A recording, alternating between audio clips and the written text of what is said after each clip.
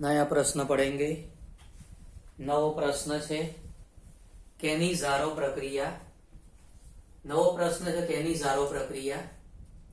तो जे आल्डिहाइड पासे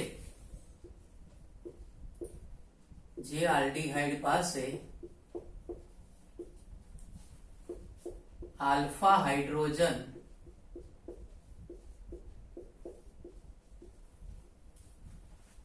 न होय एवा आल्डिहाइड आ प्रक्रिया करशे। जे आल्डिहाइड पासे आल्फा हाइड्रोजन ना होय एवा आल्डिहाइड आ प्रक्रिया करशे। ए वखते जे आल्डिहाइड छे एनी प्रक्रिया करीशुं सांद्र बेइस साथे। सांद्र बेइस साथे આપણે એને ગરમ કરીશું ત્યારે બે શક્યતાઓ જોવા મળશે। આલ્ડિહાઇડના એક અણુ છે એનું રિડક્શન થશે। આલ્ડિહાઇડના એક અણુનું રિડક્શન થાય, એનું રિડક્શન થઈ એમાંથી બનશે આલ્કોહોલ અને બીજો અણુ છે એનું ઓક્સિડેશન થશે અને એમાંથી બનશે કાર્બોક્સિલિક એસિડનો ક્ષાર। બે અણુઓની પ્રક્રિયા કરવાની છે। બે અણુઓની પ્રક્રિયા કરીશું અને એમાંથી એક અણુ હતો એમાંથી આપણે આલ્કોહોલ બનાવીશું અને બીજા અણુમાંથી બનાવીશું કાર્બોક્સિલિક એસિડનો ક્ષાર। ધારો કે પ્રક્રિયા કરીએ તો પ્રક્રિયા છે જેમાં આપણે ફોર્માલ્ડિહાઇડનો ઉપયોગ કરીશું। ફોર્માલ્ડિહાઇડ જેને આપણે લખીએ છીએ HCHO। ફોર્માલ્ડિહાઇડ અથવા આને કહેવાય મિથેનોલ। ફોર્માલ્ડિહાઇડ અથવા મિથેનોલ કહીશું। પ્રક્રિયા કરીએ સાંદ્ર KOH સાથે। પ્રક્રિયા મિશ્રણને ગરમ કરીશું। અહીંયા આપણે પાણીનો જે અણુ છે એ પાણીનો અણુ પણ પ્રક્રિયામાં ભાગ લેતો હોય છે પણ એનો બહુ ઉલ્લેખ કર્યો નથી। પાણીનો અણુ પણ પ્રક્રિયામાં ભાગ લેશે પણ એના વિશે બહુ ઉલ્લેખ કર્યો નથી। પણ આપણે ખાલી માઇન્ડમાં રાખવાનું, આપણે ખાલી ધ્યાનમાં રાખવાનું કે પાણી અંદર હશે ખરું પ્રક્રિયામાં। તો એ વખતે ધારો કે આ એક અણુ છે આનું રિડક્શન કરીએ તો આમાં આપણે હાઇડ્રોજન ઉમેરીએ। એક H અહીંયા કાર્બન સાથે ઉમેરીશ, એક H અહીંયા આલ્કોહોલ સાથે ઉમેરીશ। આનું રિડક્શન કરીએ, એક H કાર્બન સાથે ઉમેરીએ, એક H ઓક્સિજન સાથે ઉમેરીએ તો નિપજ બની જશે CH3OH। આલ્કોહોલ બની ગયો મિથેનોલ। આનું આપણે ઓક્સિડેશન કરીએ એટલે આ ઓક્સિડેશન પણ પામશે, સાથે સાથે આમાંથી ક્ષાર બનશે, બરાબર? ક્ષાર પણ બનશે, આમાંથી કાર્બોક્સિલિક એસિડનો ક્ષાર બનશે। આમાંથી જે કાર્બોક્સિલિક એસિડ બને એ HCOOH હોય અને આનો ક્ષાર બનાવીએ। ક્ષાર બનાવો એટલે અહીંયા પોટેશિયમ અહીંયા જોડાઈ જશે તો આ બની ગયું HCOOK। આનું નામ થાય K એટલે પોટેશિયમ અને આ જે HCOO છે ફોર્મેટ, પોટેશિયમ ફોર્મેટ નામનો ક્ષાર બનશે। ધારો કે આપણે પ્રક્રિયા કરીએ બેન્ઝાલ્ડિહાઇડ સાથે। ધારો કે બેન્ઝાલ્ડિહાઇડ સાથે પ્રક્રિયા કરીએ। આ બેન્ઝાલ્ડિહાઇડ છે ને એમાં પણ આલ્ફા હાઇડ્રોજન નથી।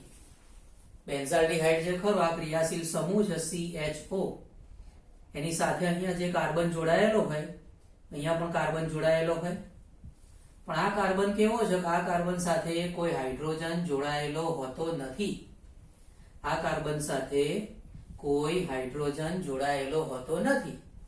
અહીંયા આ ખૂણા ઉપર જે કાર્બન છે એની સાથે કોઈ હાઇડ્રોજન જોડાયેલો હોતો નથી. ઓકે, એટલે આમાં આલ્ફા હાઇડ્રોજન હોતો નથી. તો બેન્ઝાલ્ડિહાઇડ છે.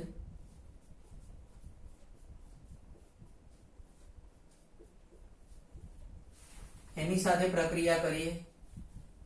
ધારો કે આ વખતે સાંદ્ર NaOH સાથે પ્રક્રિયા કરીશું. સાંદ્ર NaOH સાથે પ્રક્રિયા કરીએ તો આમાંથી એક અણુનું રિડક્શન થશે. રિડક્શન થાય એટલે હાઇડ્રોજન ઉમેરાશે. એક H આપણે અહીંયા ઉમેરીશું આ કાર્બન સાથે, એક H ઓક્સિજન સાથે ઉમેરીશું. એક H કાર્બન સાથે ઉમેરીશું, એક H ઓક્સિજન સાથે ઉમેરીશું તો નિપજ બની જશે CH2OH, જેને કહેવાય બેન્ઝાઇલ આલ્કોહોલ. એક નિપજ બની ગઈ બેન્ઝાઇલ આલ્કોહોલ. પછી આનું ઓક્સિડેશન કરીએ. ઓક્સિડેશન કરીએ એટલે બેન્ઝાલ્ડિહાઇડ માંથી બેન્ઝોઇક એસિડ બને. બેન્ઝાલ્ડિહાઇડ નું ઓક્સિડેશન કરો એટલે શું બને? બેન્ઝોઇક એસિડ બને. અને એનો ક્ષાર બનાવવાનો છે. બેન્ઝોઇક એસિડ નો ક્ષાર બનાવવાનો છે COONA. બેન્ઝોઇક એસિડ નો સોડિયમ ક્ષાર બનાવીશું, કેમ કે અહીંયા સોડિયમ નાખેલું છે ને. આ સોડિયમ હાઇડ્રોક્સાઇડ છે, આ સોડિયમ હાઇડ્રોક્સાઇડ છે એટલે અહીંયા સોડિયમ ક્ષાર બનશે. આ બની ગયું સોડિયમ બેન્ઝોએટ. સોડિયમ બેન્ઝોએટ બની જશે. ધ્યાન ખાસ રાખવાનું છે કે એક અણુનું રિડક્શન થશે એટલે આલ્કોહોલ બનશે, બીજા અણુનું ઓક્સિડેશન થશે એટલે સોડિયમ ક્ષાર અથવા તો પોટેશિયમ ક્ષાર બનશે. કાર્બોક્સિલિક એસિડ નો ક્ષાર બનશે. શું બનશે? કાર્બોક્સિલિક એસિડ નો ક્ષાર.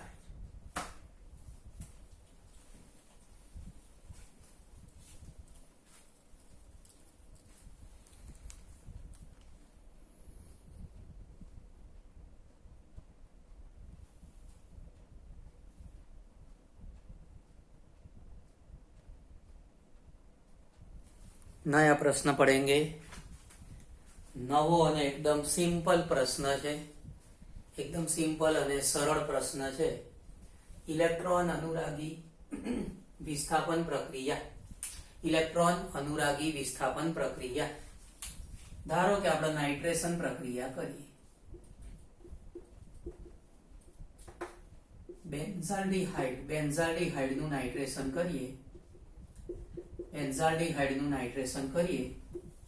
નાઇટ્રેશન કરવા માટે તમને ખબર જ છે HNO3 અને H2SO4 વપરાતો હોય છે. નાઇટ્રેશન કરવા માટે HNO3 વપરાશે અને H2SO4 વપરાશે. ઓકે, ટેમ્પરેચર રાખીશું 273 થી 283 કેલ્વિન. HNO3 અને H2SO4 વચ્ચે પ્રક્રિયા થશે, એમાંથી બનશે NO2+ ઇલેક્ટ્રોન અનુરાગી આયન. HNO3 એટલે કે નાઇટ્રિક એસિડ, H2SO4 એટલે કે સલ્ફ્યુરિક એસિડ.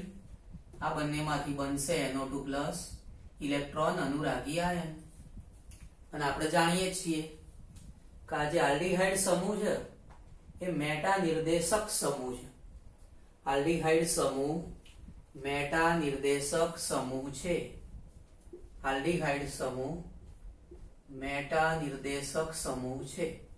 આ જે આલ્ડીહાઇડ છે એમાં પાસેનું સ્થાન હોય એને ઓર્થો સ્થાન કહેવાય. બરાબર? અને આ પહેલું અને ત્રીજા નંબરનું જે સ્થાન છે એ મેટા સ્થાન કહેવાય. પહેલું ત્રીજું એને તો મેટા કહેવાય રે. પહેલું ત્રીજું એને તો મેટા કહેવાય રે. તો મેટા સ્થાન ઉપર NO2 જોડાઈ જશે. આલ્ડીહાઇડ સમૂહ મેટા નિર્દેશક છે અને એટલા માટે આ જે NO2 છે એ NO2 મેટા સ્થાન ઉપર જોડાઈ જશે. પહેલું ત્રીજું એને તો મેટા કહેવાય રે.